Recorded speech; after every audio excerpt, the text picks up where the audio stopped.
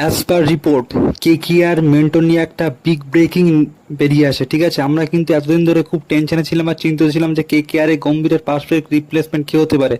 তো সংবাদ প্রতিদিন বলে একটা রিপোর্টার, সে কিন্তু রিপোর্ট করছে যে কেকেআর কিন্তু দুটো লেজেন্ড প্লেয়ারের সাথে কথা বলছে। একটা হচ্ছে South African allrounder Jacques Kallis, আর একটা হচ্ছে অস্ট্রেলিয়ার লেজেন্ড মানে ব্যাটসম্যান, সেটা হচ্ছে রিকি পন্টিং। এই দুটো প্লেয়ারের সাথে কিন্তু কেকেআর অ্যাপ্রোচ করছে। ঠিক আছে, একটা হচ্ছে জ্যাক ক্যালিস আর রিকি পন্টিং। রিপোর্ট অনুযায়ী দুদিন আগে যে রিপোর্টটা এসেছিল যে কুমার সাঙ্গাকারের সাথে হয়তো কেকেআর মেন্টরের জন্য অ্যাপ্রোচ করেছে, কিন্তু সেটা কিন্তু মানে কি আর হলো না, কনফার্ম নিউজ না। ঠিক আছে, বড় রিপোর্ট কিন্তু করেছিল, জার্নালিস্ট কিন্তু দিয়েছিল যে কুমার সাঙ্গাকার হতে পারে, কিন্তু রাজস্থান রয়্যাল কিন্তু ক্লিয়ার জানিয়েছে যে কুমার সাঙ্গাকার কিন্তু তাদের ক্রিকেট অফ ডাইরেক্টর হিসেবে জুড়ে থাকবে। তো রিপোর্ট অনুযায়ী জ্যাক ক্যালিস বা রিকি পন্টিং এই দুটো প্লেয়ারের মধ্যে কেকেআর নিউ মেন্টর হতে পারে 2 থেকে 4 দিনের। আমি কিন্তু এই দুটো প্লেয়ারের নাম 10 থেকে